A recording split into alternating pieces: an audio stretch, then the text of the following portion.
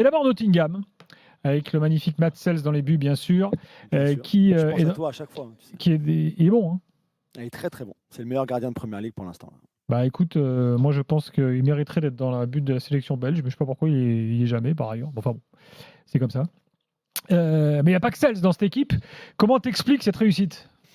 Il y a plusieurs facteurs. Là, on en avait parlé un petit peu le soir du Boxing Day déjà, parce qu'ils étaient déjà dans le top 4 et que là, ils sont troisième. Et la victoire d'hier contre Wolverhampton, une équipe de Wolverhampton qui elle, se bat contre la relégation. Donc, c'est pas non plus la victoire du siècle d'être allé gagner là-bas. Mais quand même, ça leur permet de rester troisième, égalité de points avec Arsenal, deuxième du championnat, à 6 points simplement de Liverpool, qui a certains matchs en moins. Mais bon, quand même.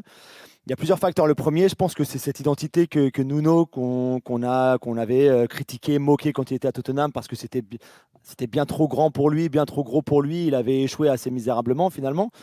Mais là, c'est un club, c'est ce genre d'entraîneur-là qui réussit très bien dans les clubs moyens. Forest, c'est un grand club, mais c'est un club moyen actuellement. Ça a été un très grand club, mais aujourd'hui, c'est un club moyen. Et parce qu'il a su imprégner et créer cette identité qui est à lui, qu'on aime ou qu'on n'aime pas, mais qui est une identité plutôt défensive, avec un bloc assez bas, médian parfois, mais assez bas, et des transitions offensives super rapides. On l'a vu hier encore contre Wolverhampton, les 2 buts qu'il marque. Le deuxième, c'est 2 passes, et ça finit en but, quoi. C'est un dégagement de Sells pour Hudson-Odoi qui déborde, qui s'entre en retrait pour Wood. Et ça fait 2-0. Et le premier, déjà, avait été une transition rapide entre Gibbs-White et Elanga. Il a les joueurs parfaits pour ça, que ce soit Hudson-Odoi, Gibbs-White, Elanga, Dominguez, plus Wood, en vrai renard des surfaces, qui est le 3e meilleur buteur de Première Ligue derrière Haaland et Salah aujourd'hui, ce qui est assez incroyable à 32 ans pour le Néo-Zélandais. Donc cette identité que Nuno, qui a toujours été un petit peu l'ADN de Nuno de toute façon, mais là il a su parfaitement la transmettre à ses joueurs, à son vestiaire. La philosophie fonctionne, le style fonctionne. Encore une fois, hein, c'est jamais vraiment très spectaculaire, mais c'est très efficace. Défensivement, c'est la 2e meilleure défense de Première Ligue. Non, en fait, tu es en train de nous dire que le vieux style anglais des familles, ça fonctionne toujours, quoi. C'est un petit peu ça, mais même là, c'est quand même, voilà, les transitions offensives, les contre-attaques, elles sont super précises, c'est super efficace, c'est super bien structuré. C'est pas non plus juste du kick and rush, mais c'est vrai que c'est un style plus défensif que ce qu'on peut voir chez les gros notamment, mais c'est tout à fait respectable aussi. Et puis je pense que dans ces joueurs-là, dans ce groupe-là, tu avais aussi beaucoup de joueurs qui avaient des choses à prouver. Un peu comme Nuno d'ailleurs. Nuno avait beaucoup de choses à prouver quand il est revenu d'Arabie Saoudite en Angleterre. Et c'est un peu la même chose pour un Wood, par exemple, qui avait été acheté par Newcastle à Burnley, plus pour affaiblir Burnley dans leur combat pour le maintien que pour vraiment renforcer Newcastle. Pareil pour Hudson-Odoi qui s'était fait un petit peu, qui avait été mis au placard par Chelsea. Et Langa, c'était un petit peu pareil à Manchester United. Gibbs-White était parti de Wolverhampton, mais on n'avait pas trop compris non plus le transfert. Même un joueur comme Sells qui est arrivé, personne ne le connaissait en Angleterre, tout le monde s'est dit c'est qui ce joueur-là, on ne connaît pas, Strasbourg, la Ligue 1, ce qui est vrai. Hein. Donc je pense qu'il y avait pas mal de joueurs dans cette effectif-là. Oui, non, mais c'est vrai, mais pour les Anglais, on le répète assez souvent, qui ne regardent que la Première Ligue, c'était un alien un petit peu, Matt Sells. Donc c'est vrai qu'il y avait pas mal de joueurs aussi qui, je pense, avaient beaucoup à prouver et qui avaient cette faim-là, cette envie, ce désir de aussi prouver, de montrer qu'ils valaient mieux que ce qu'on leur avait dit par le passé. Bon, et puis une équipe sans big star, hein, par ailleurs, parce que bon, Hudson-Odoi, on connaît, mais c'est pas, voilà, t'as pas des joueurs chapeau 1, voire chapeau 2. Non, pas du tout, mais après, ils ont été très intelligents. Parfaitement décrit la situation, ça reste des bons joueurs. Mais tu sais, parfois, quand tu te fais un week-end de Première Ligue, j'en parlais avec Walid via SMS quand on est dans nos week-ends de match, qu'on regarde et tout chacun de notre côté. Je dis, mais est-ce qu'on parfois on regarde même une sorte de West Ham, allez hop, prenons ce club.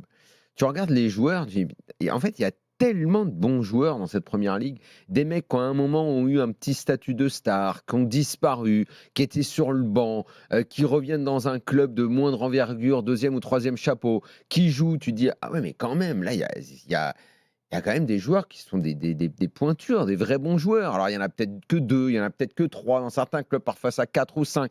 Ça reste des bons joueurs qui, dans certains contextes, se sont pas du tout épanouis parce qu'ils étaient dans des effectifs trop remplis, trop chargés dans des mauvais moments. Mais si tu les sors de là, tu les mets ailleurs, ça reste des bons joueurs de foot, quoi. Et dans plein de clubs en Angleterre, tu as souvent cette sensation, tu te mets dans des équipes que tu regardes quasi pas, parce que quand tu regardes la PL, tu regardes City, Arsenal, machin, et des fois tu tombes sur des matchs, tu dis, ah ouais, mais ce mec-là, mais je me souviens, il est là maintenant, il joue là, ah ouais, mais comment il joue? Mais ouais, mais c'était un bon joueur quand même.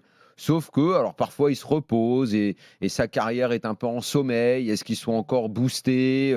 Est-ce qu'ils ont encore envie? Et puis parfois, ils tombent sur la bonne saison avec le coach qui arrive et hop, ça repart un peu, il rebooste tout le monde. Est-ce que ça dure 1 an, 2 ans ou 3 ans? Parfois, c'est que 1 an, c'est genre une saison un peu en surperf.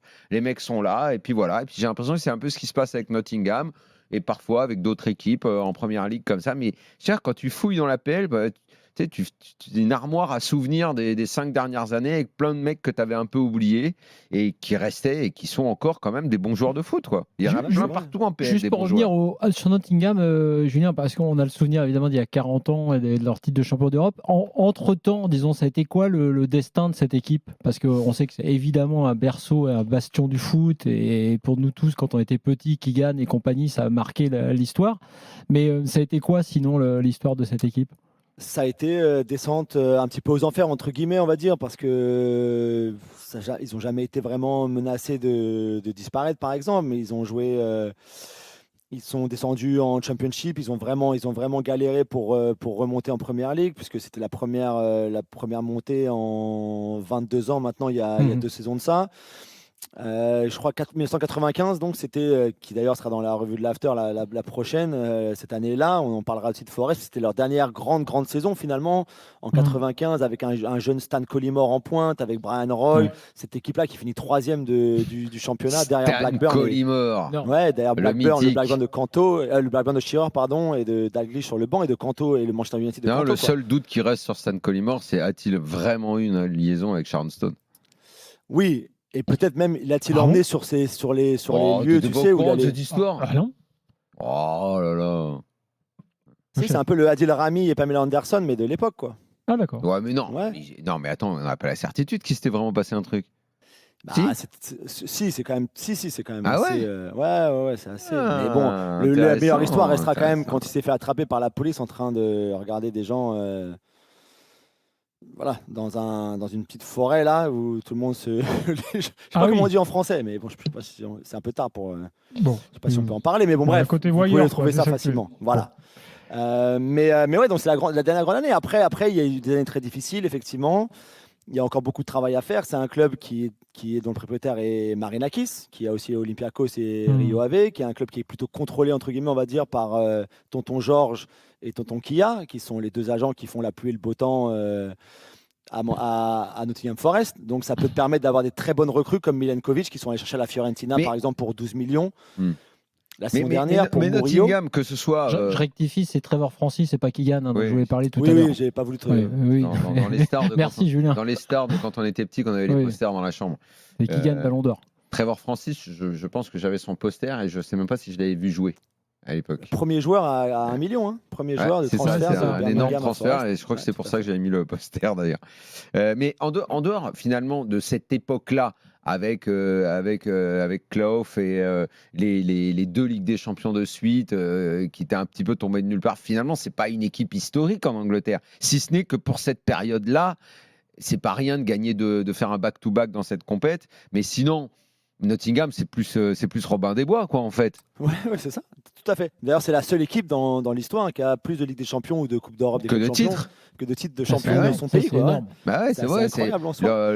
Leur histoire, c'est vrai qu'elle est. Ouais, et il le doit vraiment, pas que à Clough, mais quasiment. Je pense que Oui, n'importe qui c'était un d'autre peu sur la le banc magie de n'aurait ce jamais. coach. Voilà, c'était le miracle.